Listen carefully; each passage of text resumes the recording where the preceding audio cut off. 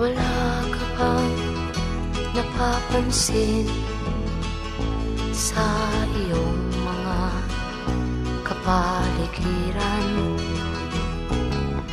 Kay dumi na ng hangin, pati na ang mga ilog natin.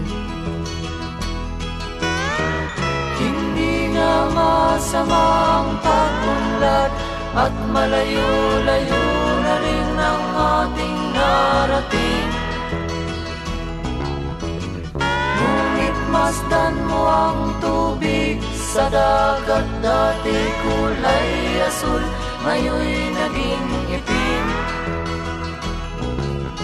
Ang mga duming ating ikinalat sa hangin, sa langit, huwag na nating paabutin.